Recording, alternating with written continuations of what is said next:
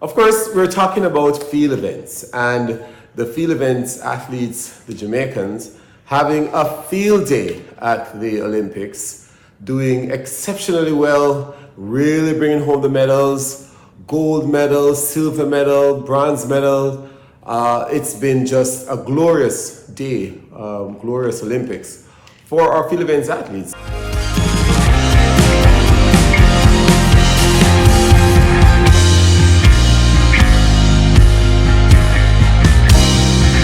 Hello and welcome to another in our series, Technique Talk, where we talk about the things that nobody talks about. And of course, we really appreciate you joining our channel, and we thank you for continuing to stop by and allow us to interact with you and to share some information that you wouldn't find elsewhere. And we really look forward to bringing details to you in a unique way, and so that you can get an appreciation of some of the nuances within the sport. At this time we're talking about Olympics and track and field, and really just interact with all the content that we have. So of course we really appreciate you and all that you do. But of course we're talking about field events and the field events athletes, the Jamaicans, having a field day at the Olympics, doing exceptionally well, really bringing home the medals, gold medal, silver medal, bronze medal. It's been just a glorious day, glorious Olympics for our field events athletes. And indeed, they've brought up the hopes of the people. In spite of the fact that the track events have not been performing at a high level, not getting the medals are coming from the field. And indeed, this is huge for us that we're able to turn a corner with our field events, getting all these medals in Paris, the City of Lights, almost as if the spotlight has now been turned on our field events athletes and all the work that's been done there with these events. And of course, you know, field events are usually described as a technical events. And so it requires a lot of technique, a lot of mastery of the technique.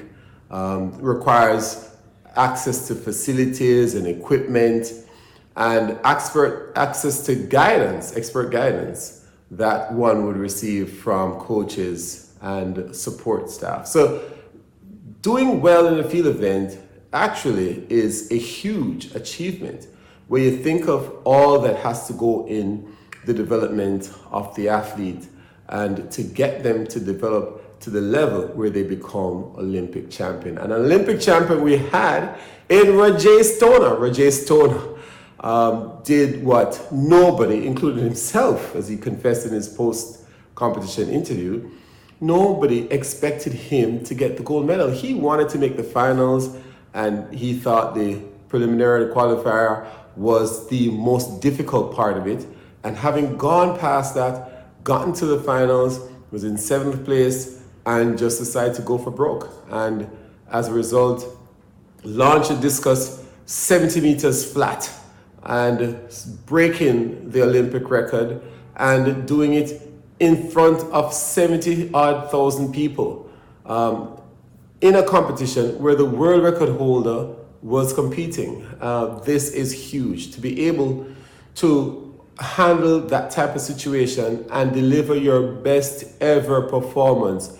Huge achievement for Roje Stona in delivering that gold medal. And I'm not sure about you, but you know, I remember when I was watching it and Alekna has the last throw, and I'm like, you know, standing there saying, you know, you're just hoping and fingers crossed that he would not be able to, that he would not throw further than the 70. And the jubilation started when we saw that it was not far enough. So great performance there from Stona in the discus, 70 meters flat. And of course, there are two other Jamaicans in that particular finals, which suggested, you're talking about top 12. 3 Jamaicans out of the top 12 were there. Ralford Mullings and Travis Michael. Huge thing for Jamaica to be able to have 3 men in the top 12 in the world. That is a huge accomplishment, considering that the U.S. didn't have any persons in that finals. Some of the bigger powers, the traditional powers within the throwing community was not there, and Jamaica actually had 3 men. So this actually speaks to not just, it's not a one-off shot, but it speaks to the depth that exists and the quality of the athletes in this discipline. Definitely a huge talking point, a huge point for reflection. Field events, in particular discus throw, has done very well. The other medal we got, because we've gotten 4 medals in the field so far. The other medal, of course, came from Shaneika Ricketts in the triple jump, silver medal, that one. Huge performance from her. And just to think about how technical these events are, and the stresses that the athlete has to go through in terms of the preparation, the stresses on the body and the joints, and dealing with that, having access to the right facilities to be able to prepare yourself. This is huge. So silver medal from Shaneika Ricketts in the triple jump. Then of course we had the bronze medal, which was our first medal, from Rajindra Campbell in the male shot put event. Up to the last throw, he could have actually gotten a silver medal, but this is huge for Rajindra to deliver the throw that he did under the conditions. Of course, fortunate for him, he had delivered the throw before the rain started, but I don't care what anybody say about rain. We didn't cause the rain, but huge performance for him to get that bronze medal and to really, which was also Jamaica's first throws medal. So we would have gotten our first throws medal through Rajindra, and then to back that up 2 days later to get our second throws medal, which was also a gold medal in the discus with Roje Stona. So then the fourth medal that we got in the field event would have been from Wayne Pinnock, a silver medal in the long jump men. Huge performance from him. We had expected one of the 3 guys to get a medal in the long jump. Kieran McLeod was also there. Of course, Tajay Gale didn't make the top 12, didn't make the finals. But Wayne Pinnock came and just made sure we got a medal in the field event in the long jump. Long jump, of course, another one of those technical events, combination of speed and skill. Huge performance from him. And again, it underscores just the quality of the athletes that we have. It's not just the speed or the track that we have prowess in, but we have been developing the field events, and this is huge. This is worth huge encouragement and endorsements. And as I mentioned earlier, usually field events are referred to as technical events. All events in track and field are technical because every single event has a technical model that one has to try and master. But of course, these events usually have unnatural movements. So you don't born a shot putter or a you don't born a discus thrower. These are unnatural movements that an individual would have to learn and acquire the skills and then master the skills through repetition, through guidance, through cueing, isolating the various elements of the movement, repeating them, and then you chain them together to get that continuous or that complete movement. So these are events that an individual would have to, over time, acquire the skills and become exceptionally well at it. And to think that you can be less than a master of the skill at the Olympic level and get a medal, no, that's not going to work. Individuals who have Olympic medals would have a very high level of mastery of the skills required in that discipline. It might not be perfect, but it's a high level. Certainly someone that you can use, look on technically to learn and to teach the event. Of course, many of these athletes have issues in terms of their technique, but you can actually look at quite a bit of mastery of the athletes at this level.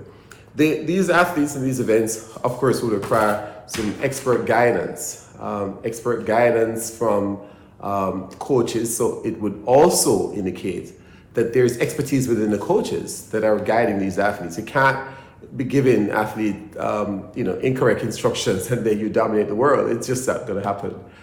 So big up to the coaches, the ones who taught them the skills initially, the ones who refined the skills to help them to get to the levels that they are at. So huge thing there, the guidance, the equipment, the many resources that are needed to train and develop facilities, access to facilities. You can't develop field events. You can't do long jump if you don't have a long jump pit.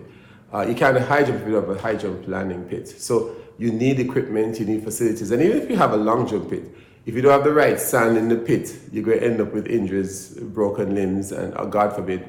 So it's not just facilities, but having good facilities, having access to all that you need to develop. So proper equipment, proper facilities, those go into developing the athlete. And, in Jamaica, we don't have a lot of that. But we try and make the best of what is there, not complaining, but there's a lot of adjustments that are made, take your hand and make fashion kind of thing. A lot of that is done by the coaches and the athletes. So to excel in field events is a major achievement for our athletes and our program. And it's certainly something that we want to continue to celebrate with them. It's indeed not a simple feat to have gone to the Olympics and dominate in terms of winning an Olympic discus throw event and winning. Even if you come second, you've still dominated the others who came after you.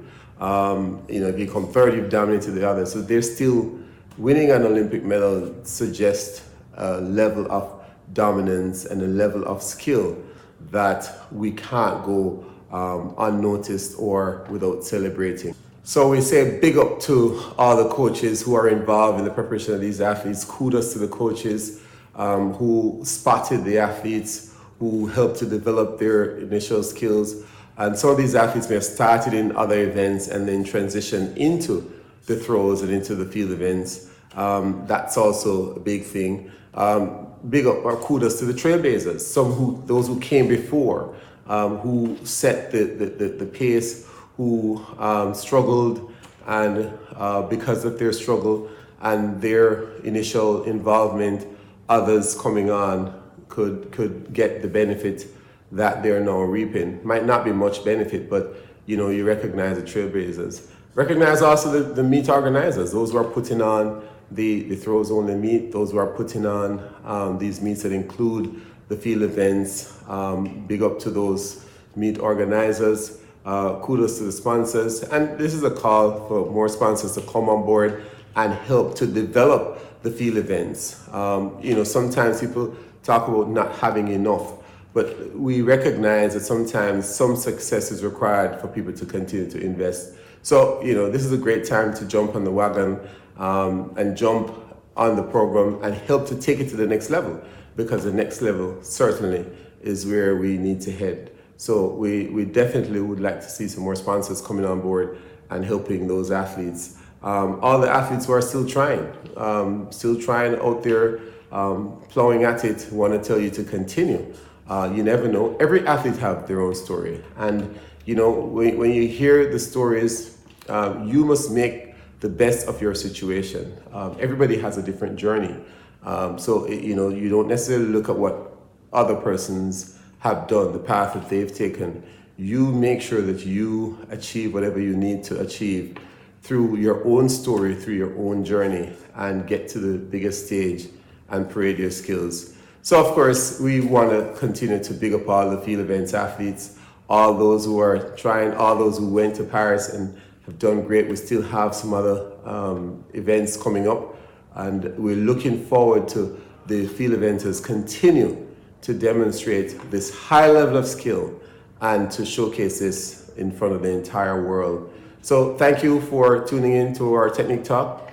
Be sure to subscribe to our channel, click the notification bell so that you can be aware of every single time we drop a new video. And of course, tell others about it, share the video, and come back again that we can interact. drop a comment below and let us hear what you think about the achievements of our field events athletes and what we need to do to move forward in terms of getting more and more of these performances on the global stage. Thank you for joining. See you next time.